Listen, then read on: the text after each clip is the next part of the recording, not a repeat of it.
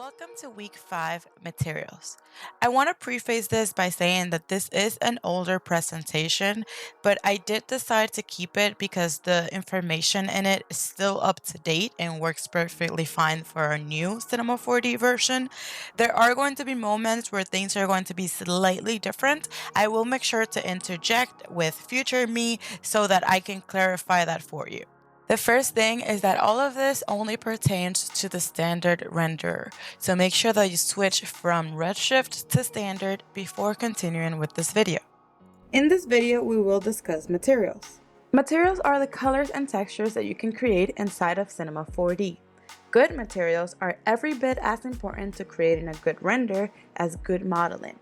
You can't have a successful render if you only have a blank model that only has Cinema 4D's default gray.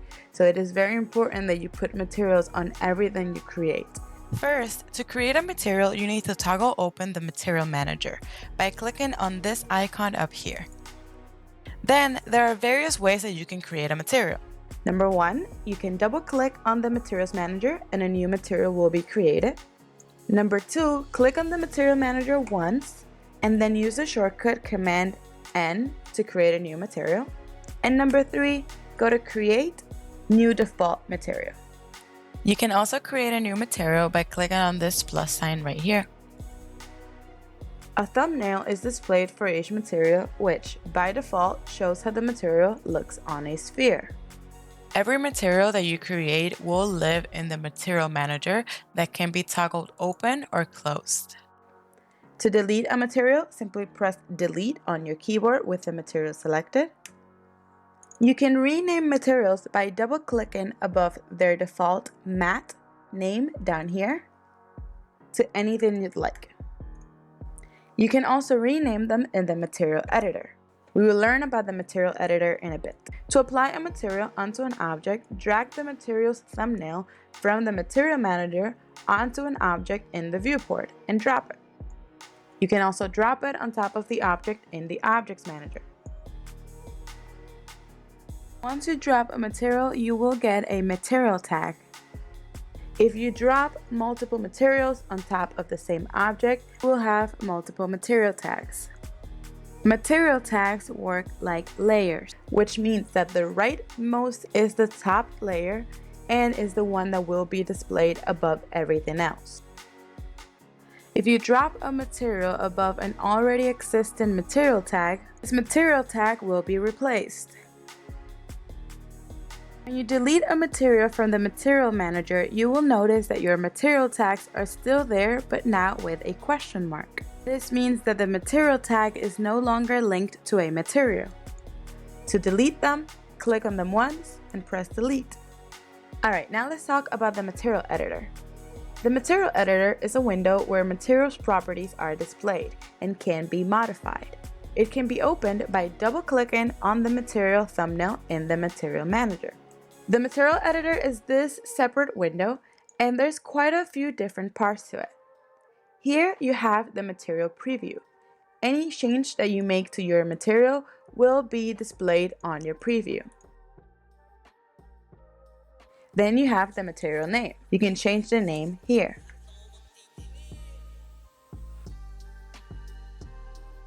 Then you have the material channels, which we will jump into in a second. And then over here on the right, you have the specific channel properties. Each of these channels have their own properties. Right now, we are in the color properties, and anything that we are changing over here is only affecting the color channel.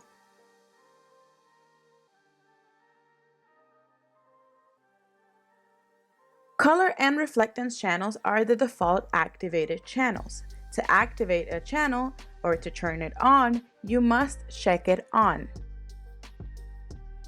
You can have multiple channels checked on at once. You can access the different channels by clicking on their name. Notice how the channel properties change.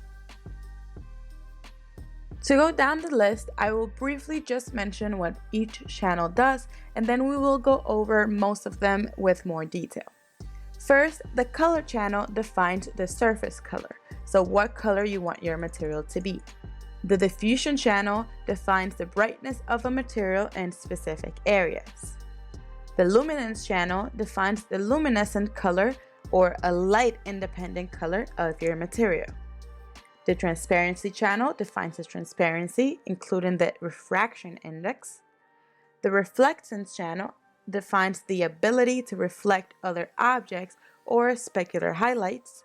The environment channel defines the reflection of an environment. The fog channel defines a fog effect. The bump channel allows you to put virtual bumps on a surface.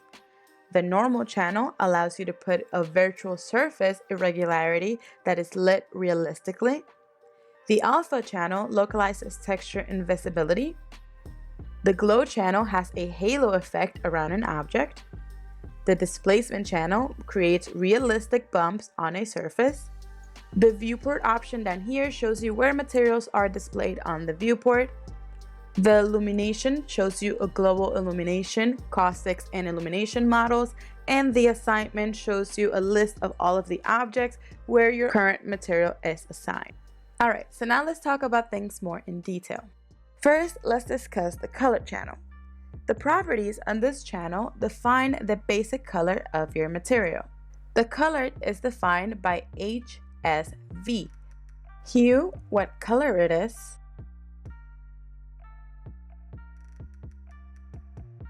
Saturation, the intensity of your chosen color. And value, the lightness or darkness of your chosen color. You can also alter the brightness of your colors.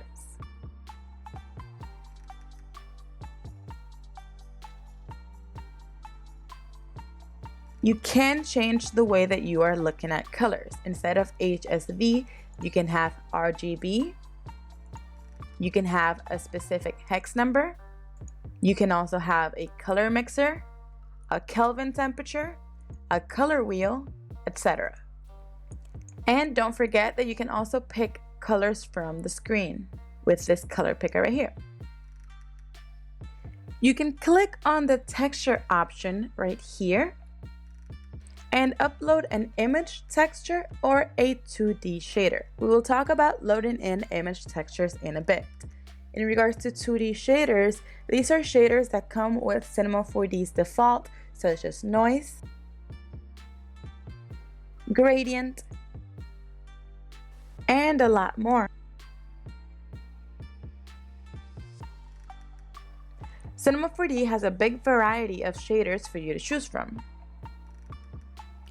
Anytime that you select any of these many shaders, you have further properties to alter. So for example, let's say that I select a noise shader. I can then click on the thumbnail for this and alter all these shader properties to give me a different type of noise than the default. For example, what type of noise?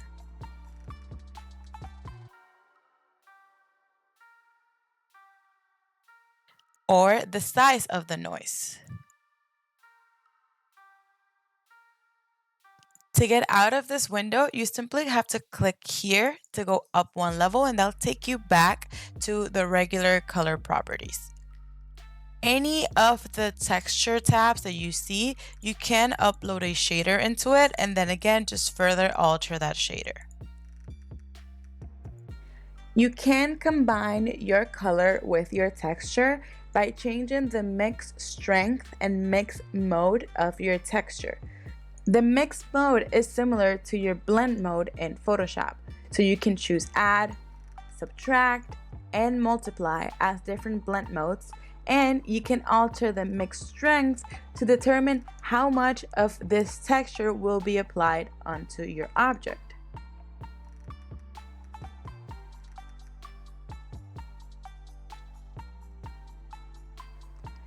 To get rid of a shader, just once again click on the arrow and select clear. The next channel is diffusion, which lets you darken and lighten an image using a diffusion map. It is a good way to add imperfections such as dirt to your material. So for example, let's say that I wanted a red material with a noise that mix this in. So this is the way that my material looks now. I'm going to change the properties of my noise. And now I want to add imperfections to it. I would turn on my diffusion channel. In order for the diffusion to work, you need to load something into the texture. So what I will do here is that I'm going to load in another noise and change the type of noise. I could go back to my diffusion and make it a little less intense. And now you can see that I have my color channel with that noise in the texture. And then I have this noise on top of it to act as imperfections. So you can see how we can start layering our materials. You can find images online, for example, black and white scratches that you can load into the texture of your diffusion to make those scratches appear as if they are on your material. Later on, I show you how to add those images into the texture channel. Next, we have luminance. Remember, to activate a channel, you must check it on. Otherwise, nothing that you do to the channel properties will be applied. A luminescent object is self-illuminated. This means that an object that has the luminance channel checked on will be turned into a light. This can be used for creating objects such as a turned-on light bulb, a computer screen, etc. Notice how a fully white luminance completely overrides the color in the color channel. You can select what color your luminance will be. And if you have a color instead of just plain white, your luminance and your color channel will interact with each other. Once again, you have HSV, hue, saturation, and value, as well as brightness and your textures.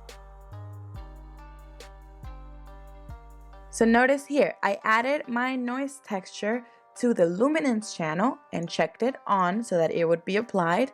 And because my color channel has a pink color, these are merging with each other. Once again, make sure that you take the time to play around with this. These are important channels and properties for you to get familiar with. Let's discuss transparency. For the transparency to truly show, you need to have a really well illuminated scene. Just by checking on the transparency channel, you can see how your object now becomes completely transparent, and it does not care what color your object currently has. So my yellow, blue, and red no longer matter.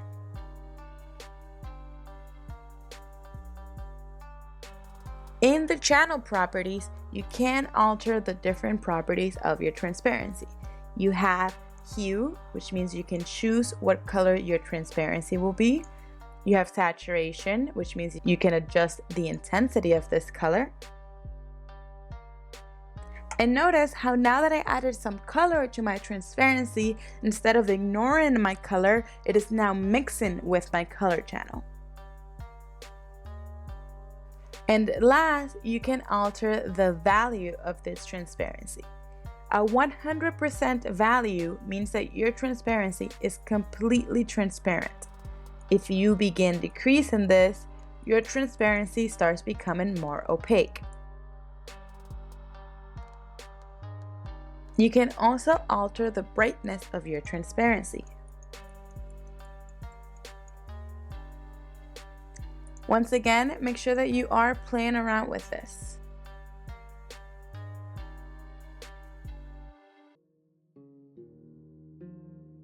Next, we have a very important option called refraction. Refraction allows you to select the index of refraction of a transparent object.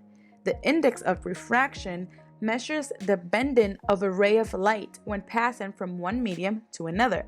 These spheres in the example only have the transparency activated, meaning color and reflectance are deactivated, and their index of refraction matches the table on the left.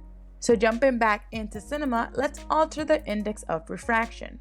You can do this by changing the presets over here. So by default, this is set to glass, but you can have a lot of different options. So if you want the transparency to act like a diamond,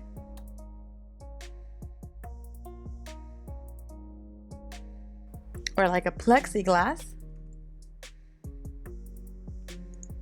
or like water. Notice the number here in refraction is changing.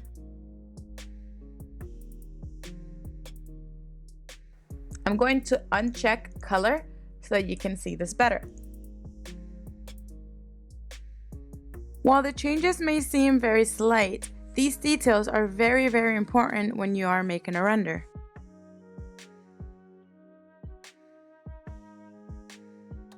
You can also change it, of course, by altering this number right here. This is the index of refraction without using a preset. If you have a specific object that you are trying to recreate, you can Google what the index of refraction of that object is if it's not in the presets, and just type it in here.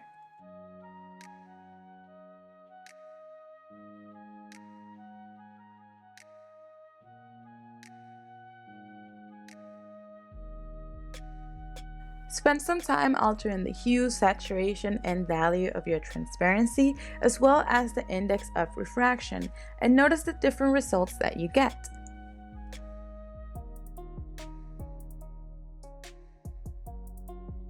Alright, moving on to reflectance. The reflectance channel measures how much light striking a surface is reflected off of it. In the reflectance properties, you have layers, and by default, your first and only layer is your default specular. You can rename layers by double-clicking on top of the name and renaming it. You can also hide different layers by clicking on this little eyeball. Notice the difference of having no reflectance to having reflectance. And in this adjustment bar, you can alter how much of that reflectance is happening. So the default specular does have quite a few options, and by default, it is not the most exciting thing in the world. You can alter the specular, which is this bright spot, so you can increase that, decrease it.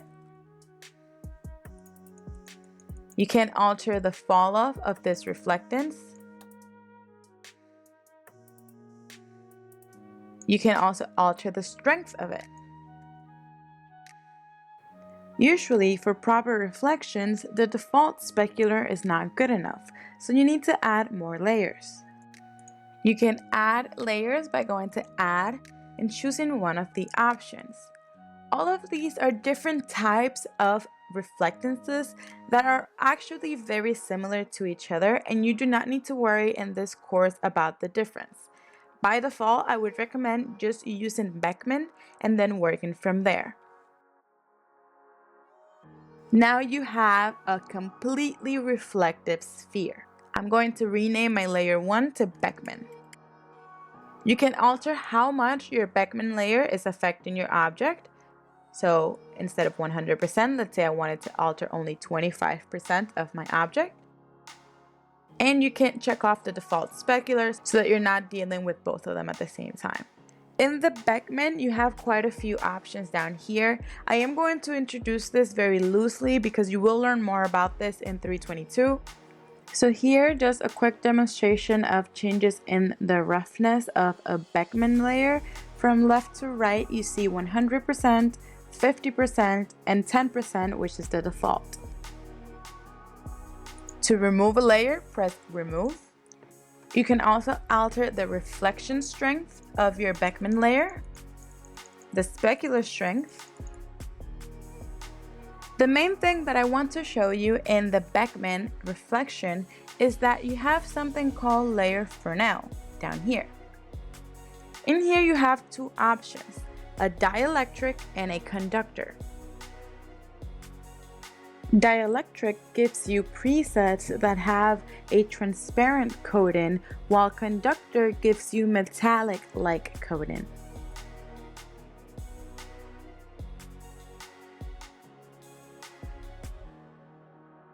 The conductor Fresnel are your metals. So you can choose from different presets of metals and you will get the reflection of this specific metal.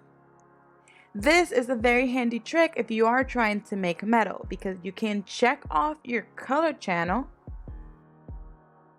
And now, depending on what preset metal you decide to use, you will have a very quickly made metal material.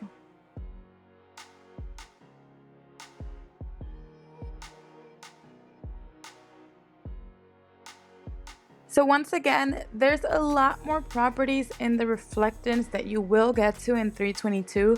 I just wanted to show you this Fresnel tip right here so that you can have more realistic reflections than just your default specular.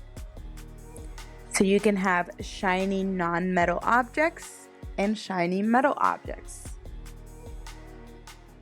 Once again, these reflections look the way they look because I already have some lights and environment onto this. So right now you see all these clouds, they're all reflecting from a physical sky that I have around my sphere that you can't currently see. Next we have the environment channel. In this channel you can simulate reflections on your objects. We're not going to cover it in this course, but if you are interested, you can take a look at the Maxon help site. We also have fog, which allows you to simulate gas or clouds. Again, we're not going to cover this, but I am including the Maxon help site for it.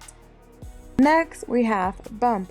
The bump channel allows you to simulate bumps on the surface of an object without creating further geometry. You need to check on the bump channel, and there must be something loaded onto your texture property for the bump channel to work. So I'm going to, in this case, load a noise. You can determine the strength of the texture loaded in your bump properties.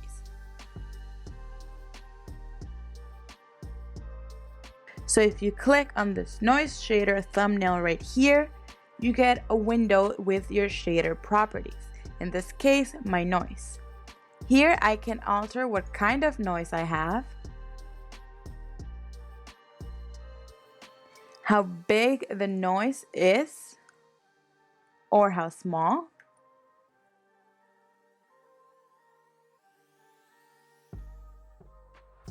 And a lot of different properties that allow you to have a little bit more control over the way that your noise looks. Feel free to play around with this.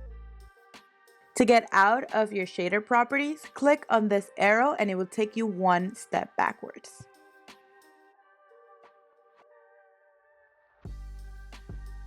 Notice how you can alter any of your 2D shaders. They all have different properties in them.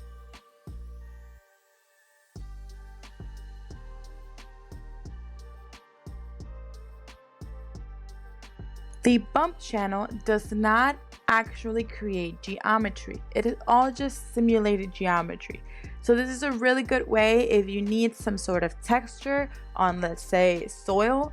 You can have a noise texture on your bump, and this will simply simulate that noise. You are not creating new geometry. This is not actually happening on your sphere. This is just a simulation. Next, we have the normal channel, which requires a normal map. We're not going to cover that in this course either, but look at the help site if you are interested. Moving on, we have the alpha channel. The alpha channel enables you to use an image to mask out areas of your material, allowing the background to show through. So going to my textures, I'm just going to quickly select the checkerboard surface down here to show you how the alpha channel works. So the parts that are white will show and the parts that are black will be transparent. There must be a texture loaded on here. And it is recommended that you load a high contrast black and white image. Try to avoid color image or gray images.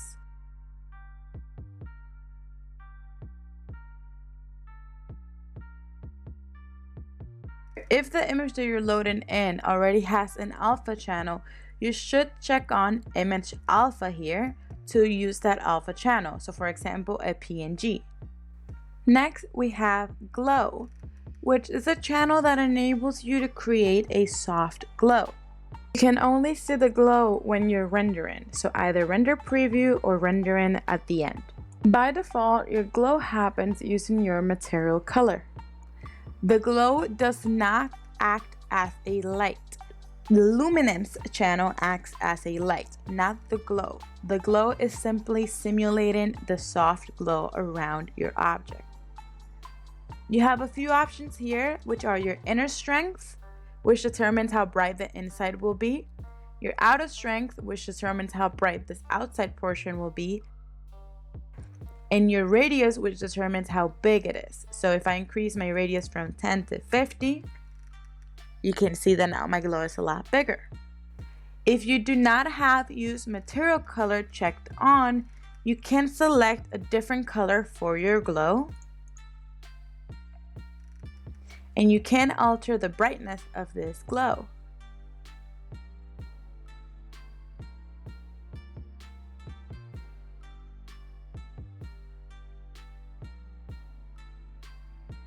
Of the channels, the last one that we have is the displacement, which we're not going to cover, but if you are interested, here's the Maxon help site.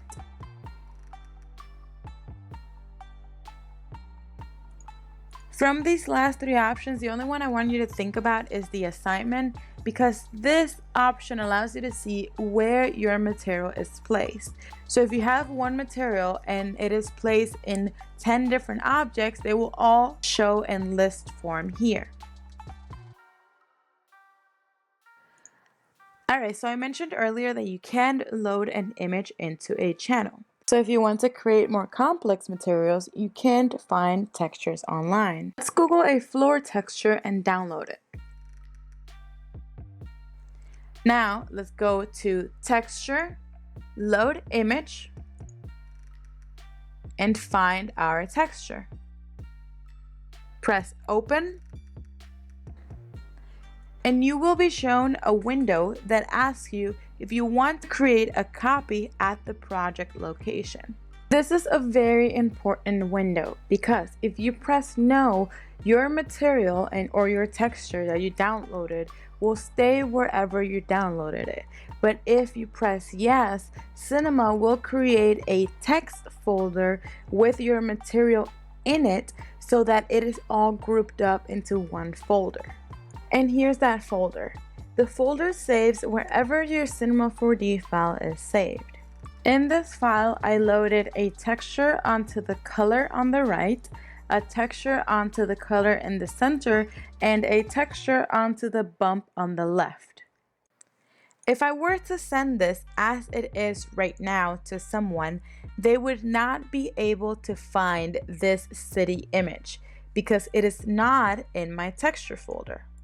When you have external images that you are loading into your material, Cinema 4D needs to link them to specific locations on your computer. So for example, if I were to be sending this, the only one that it will find would be this concrete material. If I send it, the city will appear as unlinked. So a lot of you actually figured out how to load images very early on, but you never sent me a texture folder with your images. So when I opened your Cinema 4D file, I could not see any of your materials because they were all unlinked. You need to make sure that if you are using external materials that you have a texture folder. It can be the one that Cinema creates for you, or you can create one yourself and just make sure that every external image that you choose is in that folder and that you send that folder along with your Cinema 4D file. Now let's say that instead of pressing yes, you press no. And now in your texture folder, you do not have, in this case, I do not have my little dog image right here. When I finish with my Cinema 4D file, I can package the whole file with the textures and they will all appear in one folder. To do this, go to File and Save Project with Assets.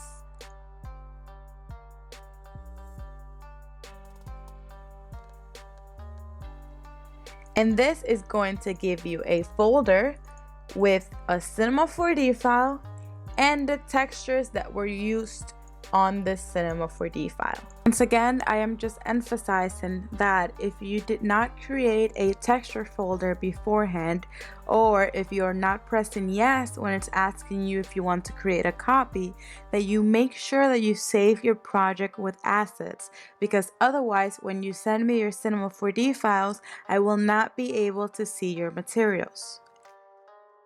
So this folder would be the one that you would zip and submit as your homework. Okay, moving on.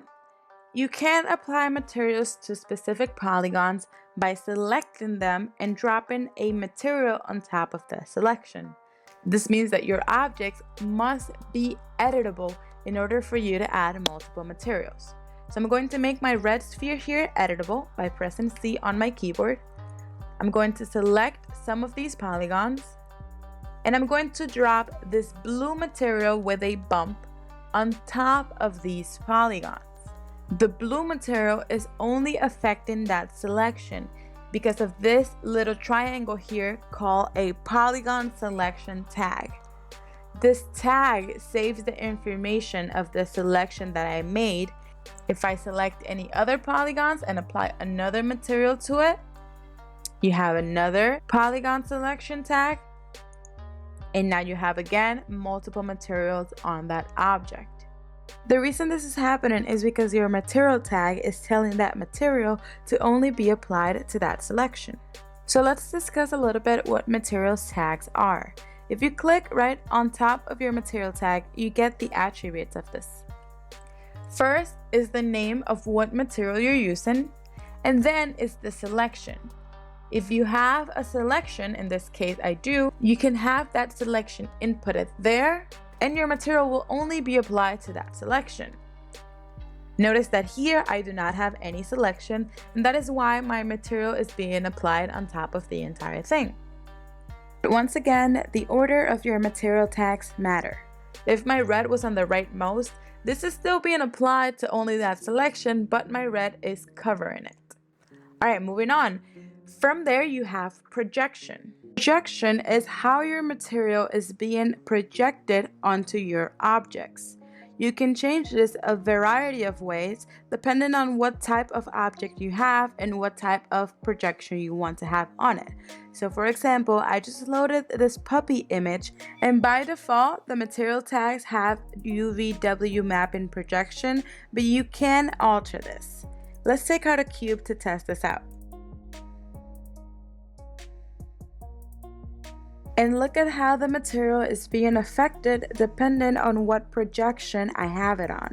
Look at Maxim's help site right here to see how the different projections are affecting your objects.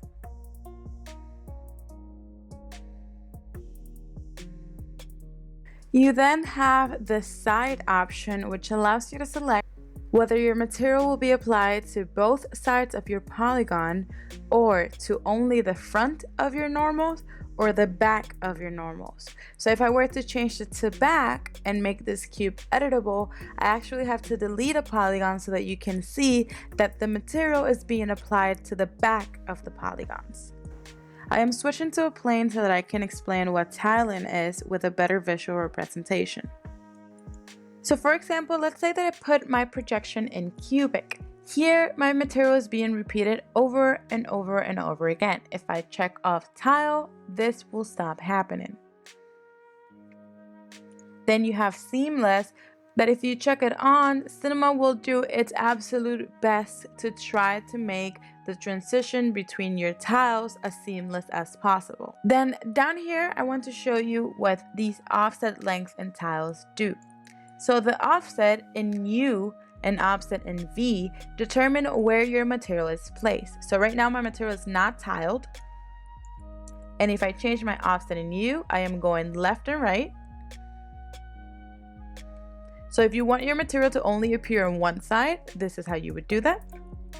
If I change it in V, now it's going up and down.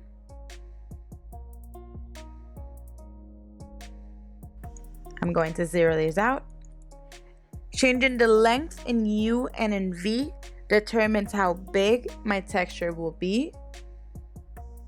So U left and right, V up and down,